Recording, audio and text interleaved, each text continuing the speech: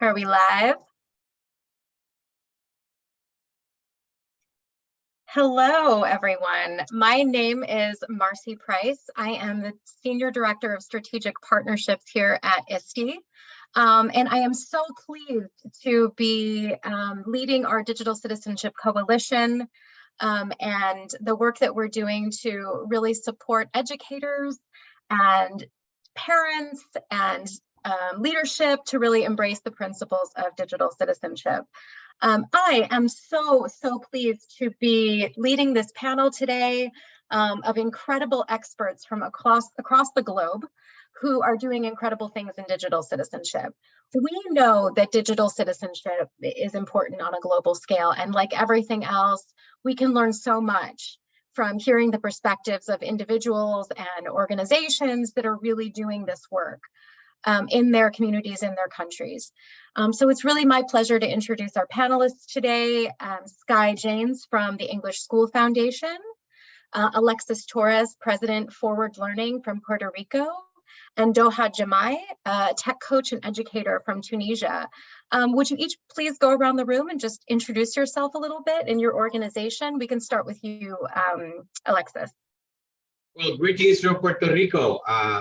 Very happy to be here with you this afternoon. I'm blessed to work with over 60 professionals in the area of technology and education here in Puerto Rico, providing services to both public and private schools in the interest of improving learning through the use of technology.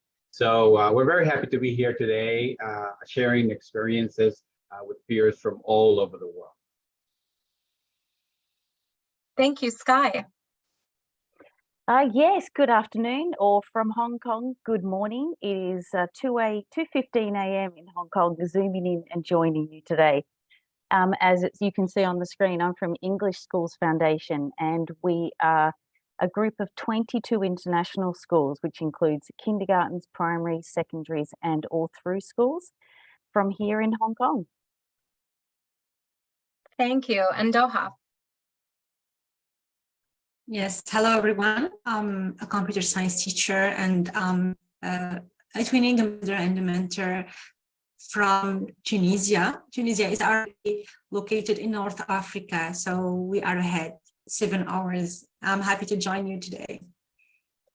Thank you. I would love it so much if you could each just take a few minutes to talk about what your organizations are doing in the digital citizenship space. It's incredible work, and I would just love to share that with the audience before we dive into some additional questions.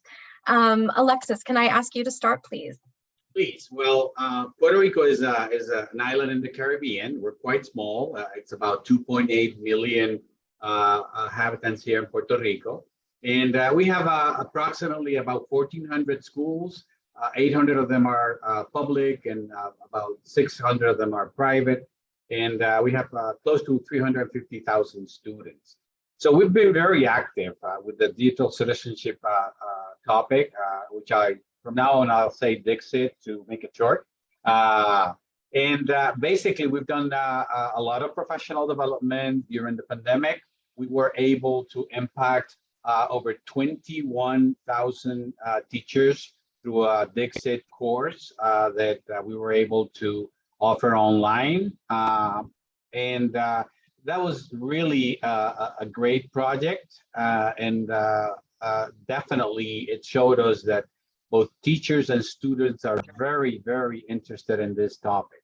Obviously, our main language is Spanish. And basically, all of our content is in Spanish, which I'd be more than willing to share some of our curriculum and content with anywhere in the world where they wish to use Spanish, either as a main language or for English language learners that usually come from Spanish-speaking countries, and that would help very much. And interestingly enough, all these activities confirm that everyone is very interested in the competencies that ISTE promotes, and for sure, it's something that we want to continue doing. But as I show on the next slide, we also have some curriculum on DigCit, and we have done a project as part of an event that we call the Extreme Technology Challenge. And we call it Voice for Change. And basically students have a challenge to create an Instagram page to address the sustainable growth goal that has to do with end of poverty. And it's amazing how interested students become in participating in social media in very productive and doing good while using social media. We all know from the pandemic, and in Puerto Rico, we also had a big hurricane in 2017 and some earthquakes at the beginning of 2020. So a lot of people went through social media to basically share their needs and their challenges and always also their accomplishments. So DigCit was a natural topic to touch and promote with them. So basically, there are many things that need to be done. And if you could jump to 2 more slides, and when I say what is needed, basically, we need more professional development, and really teachers need to serve as role models to their students. And for us, it's very important that teachers make good use of the internet and social media, because otherwise students, are going to be a little bit confused in what they should be doing. We have seen that creating more and more integration units across the curriculum, including DigCit, is going to help. And we feel also that school directors need to have a very strong emphasis on including DigCit as part of the curriculum. So that's a brief overview of what we're doing in Puerto Rico. Thank you so much. Skye, could I ask you to now share kind of what you're seeing in Hong Kong? Thanks, Marci. I mean, as Alexis mentioned, the pandemic really highlighted that need for digital citizenship. So with our collective of 22 schools, we were able to listen to our teachers and our students, as well as our parents, and publish our own digital citizenship framework. Now, we very much worked with ISTE alongside this, and we even had the fortunate consulting skills of Nancy Blair Black in helping us into really define what it is that we mean by digital citizenship. Now, if I can just, there it is. So there's the cover. We only just recently published, after about 6 months of work, the digital citizenship framework, and these are the 4 themes with the elements that just break that down. And if we go to the next slide, we actually also created a poster that our schools and students interact with. Now, it goes into a little bit more detail here, and it was very much informed by the student voice. So, I mean, students are in the most perfect position to say what it is that is most relevant to them at this point in time. So you can see we've talked about knowledge, and we looked at skills as well as dispositions, which enabled also the idea for our educators that they can actually access it from different points. You can reference it with other curriculums, with different subjects. It connects with the well-being of our students. So from an educator's point of view, and I think this was actually one of the sessions earlier, is that you can actually learn digital citizenship or engage with digital citizenship from a variety of different ways or a variety of different subjects.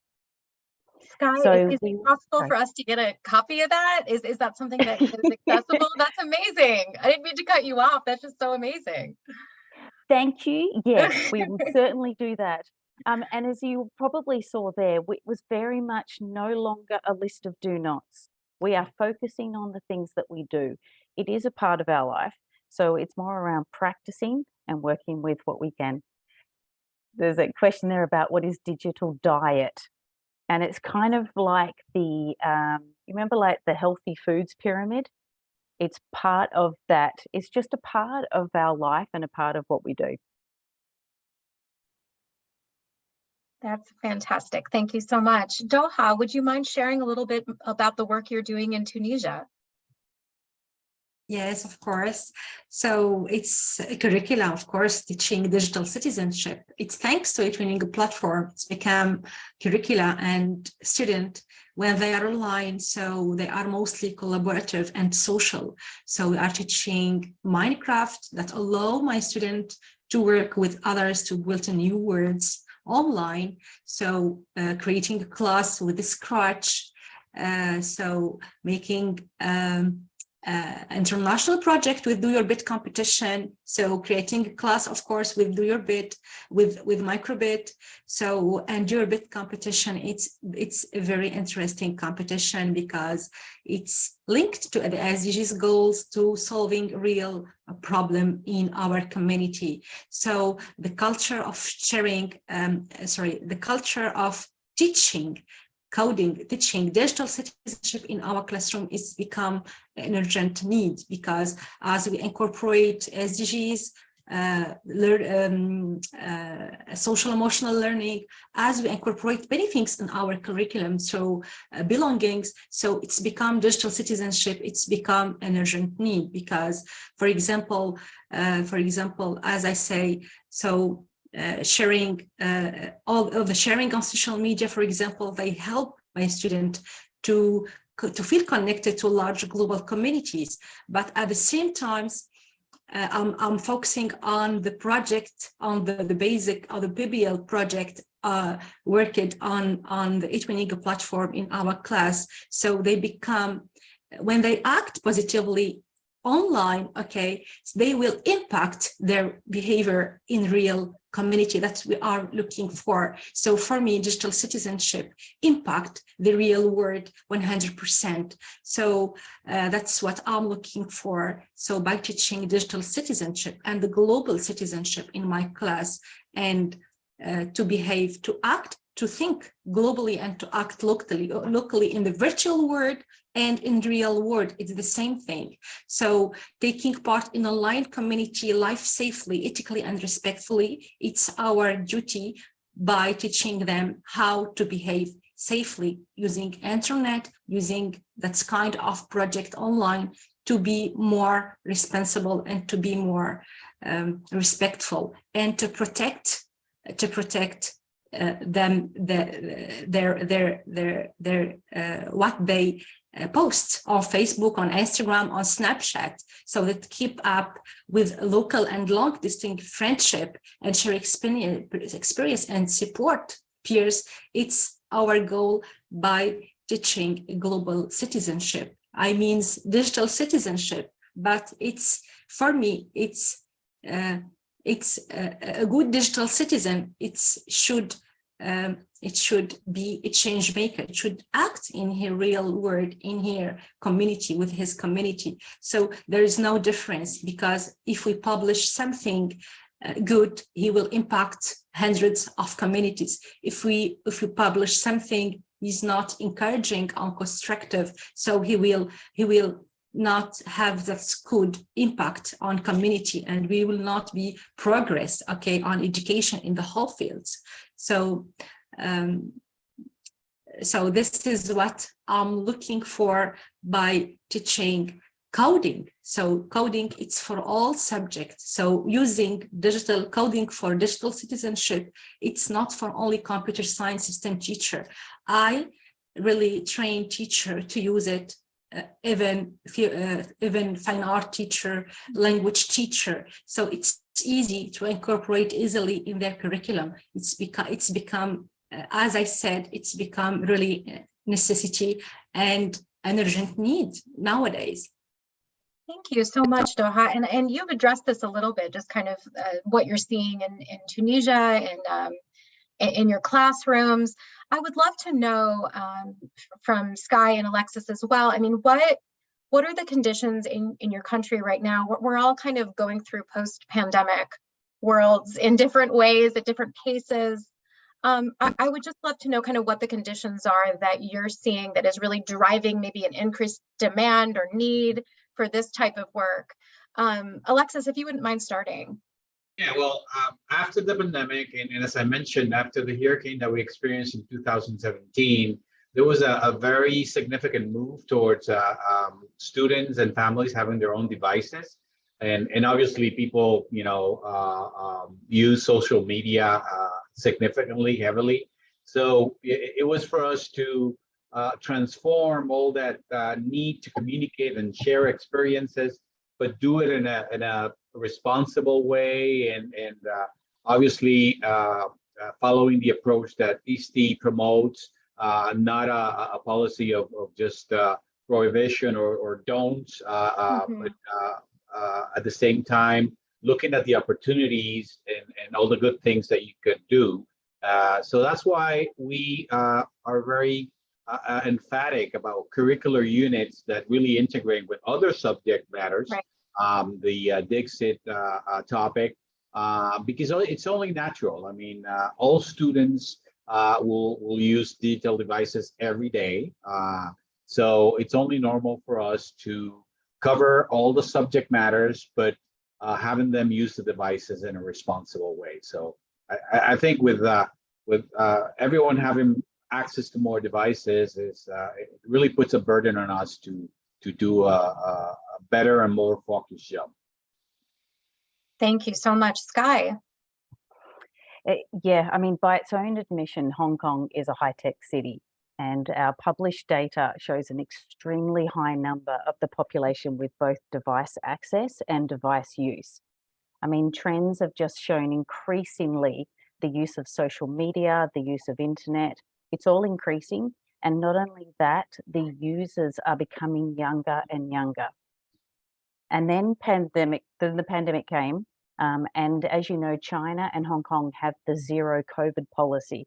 Now that brings with it really thorough social distancing restrictions. Mm-hmm. The impact on our schools and education led to over 140 days of online learning during 2020 to 22. I think it's some of the longest online learning in the world. I mean, so because of that, and the pandemic really just amplified it, the need for digital citizenship grew. So those conditions have really led themselves to the digital citizenship being front and center of that everyday use. That's fantastic. It's so interesting too. I mean, it's the pace that we've all kind of come out of it is so interesting to me, right? And I think there's a lot going on in the United States where we're just like, COVID, it was so 2 years ago, you know what I mean? And so hearing from you in Hong Kong, where you had said you're just even slowly coming out of that, it's really interesting to see, you know, how you're approaching digital citizenship in light of that. I would love to know, and Douha, I'd love for you to start this conversation. What do you see as kind of the biggest barriers to digital citizenship where you are and with the students in general? So if you could address that, that would be great. Yeah, okay. So in my country, while Tunisia was the first country in Africa to get online internet access, but it's continued to be limited. Even not in urban area, we are talking about rural area, it's disaster. So that's the truth. Digital Citizenship Organization notes that access to the internet is also a gender issue. So with boys often given privilege over girls. So there's a big, let's say, not small problem of internet in Tunisia, of digital citizenship.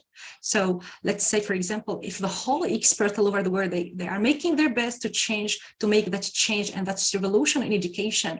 So, but the trial are not really enough. There is no an action. So because they are like a passenger on a lost ship. Sorry for this, but all, unfortunately, but should focus, all of us, maybe we are responsible as educator. The system is responsible, but as educator, we are responsible. We are teaching kids, we are teaching the next generation. So to achieve the same goals, okay, to be safe, all the world be safe. We are all in the small village. So we have to react effectively to change learner mentalities, because what happened today is in Africa is real tragedy, because the death vote will affect the whole world over, because every day there is death, okay? See, vomit hundreds of deaths every day because of the social media, of the bad the bad use of the social media. All people that are fed back from Africa, they are going illegal immigration to Europe. So, and every day there are victims. So this is what we are. If we are teaching, we are responsible to teach the youngest, okay, about digital citizenship from school, from the kindergarten, okay. Nothing will happen like that. That's kind of a tragedy. It's become awful, okay. So every day we are just in the morning, we are opening Facebook and there is hundreds of family that are dying. Okay, we see is vomit, this kind of illegal immigration. They are just putting themselves on death, okay, just to be in the Europe. So what affects Africa today? It affects Europe today too. Europe is suffering. So next day will affect Asia, America, the whole world. So we are all together in the same boat.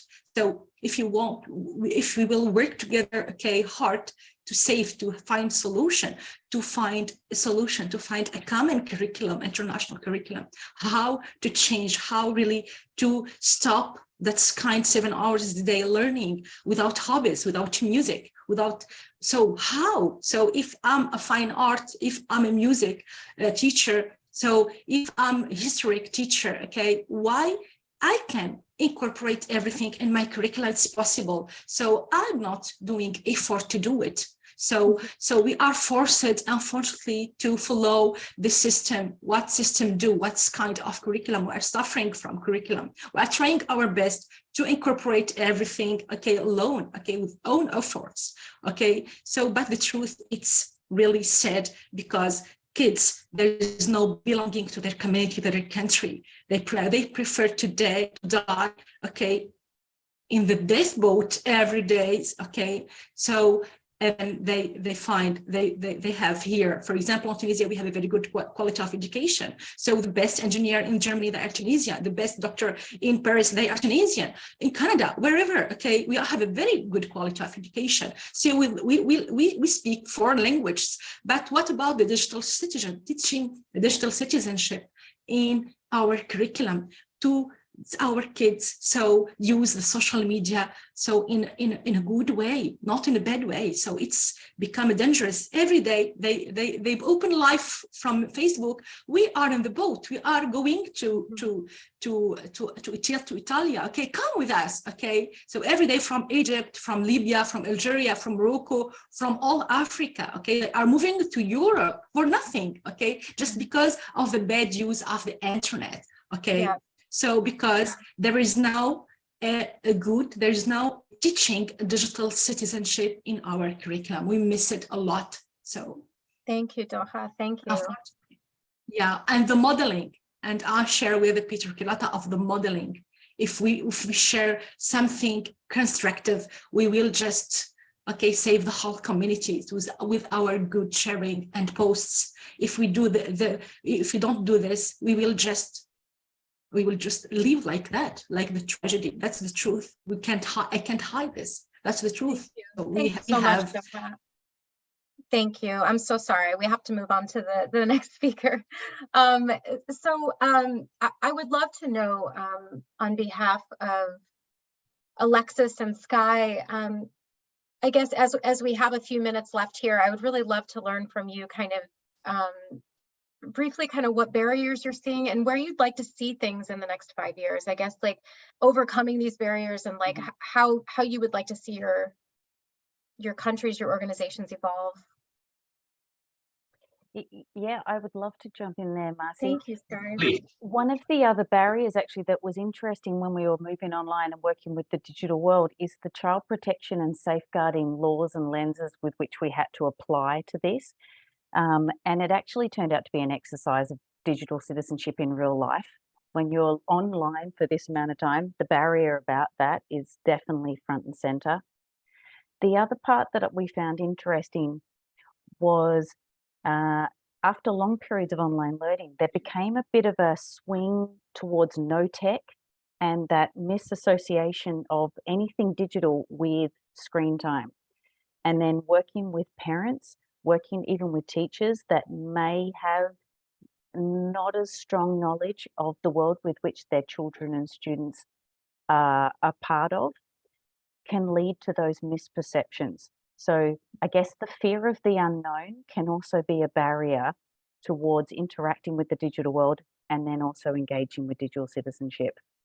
So with those barriers, we're able to just education, webinars, newsletters, top tips, you know, supporting people, working alongside the teachers and parents to really get to know it. So I think if we're looking ahead to the next 5 years, I think we see conversations framed in the positive, integrated and used authentically. I mean, if we're going to learn about social media, let's use social media, a shared part of family life. I think also it's going to be really important for our students to grow up in a society where they can detect misinformation and fake news well. The ability to be a critical consumer. And also, I have to say, I think I'd really like to see esports and online gaming moving even greater, because I think that is a wonderful platform for digital citizenship. Thank you. No, that's fantastic. I couldn't agree more. I couldn't agree more. Alexis. Yeah, well, basically, we need to continue with professional development and developing curriculum that addresses DigCit. But in my view, we really need to get a commitment from school directors to make sure that the curriculum units and contents are integrated into, as I said before, in all subject matters. Because this is something that, as I mentioned, I mean, our students will use technology every day, many hours for, you know, from now on. So that curriculum and that school director has to make sure that it is addressed on a consistent basis year after year. Fantastic. Any other kind of closing thoughts that we have here? I mean, one thing that in the next 3 minutes I would love to just hear even is what role are you seeing parents needing to play in digital citizenship? I know that there are many that are just lost and they don't know where to even start when it comes to digital citizenship, and that puts the onus on the school systems, it puts the onus on organizations. Would love to hear your thoughts on that. Skye, do you have any thoughts that you'd like to share? Yes, thank you, Marci. I'm guessing, are you a parent as well? Yes, so and I am too, a parent. Yeah, we're all parents here. Parent of 4, and it's the conversations we have is that our parents aren't sure how to parent in a digital world. How do we keep our children safe online? How to have those conversations and how to approach those difficult situations that sometimes arise. And I think parents can be highly effective as a role model. And one of the most effective ways that we've both seen and heard and read and experienced ourselves is to make digital citizenship explicit. You know, just make everything open, talk about it, talk through the thought process, talk about the steps that you're going through, have those family conversations early.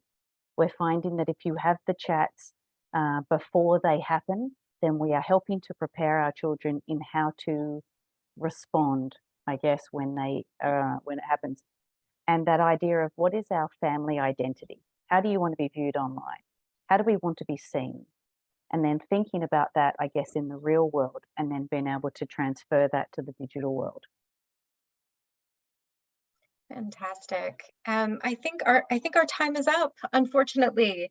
I have really enjoyed this conversation, and I'm so grateful to all of you for the great work you're doing across the globe. Douha, such a pleasure to meet you. I hope that we can continue this.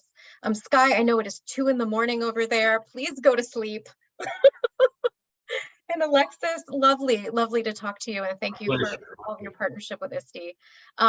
We look forward to, thank you for everyone that was able to attend today, and we hope you enjoy the rest of the afternoon.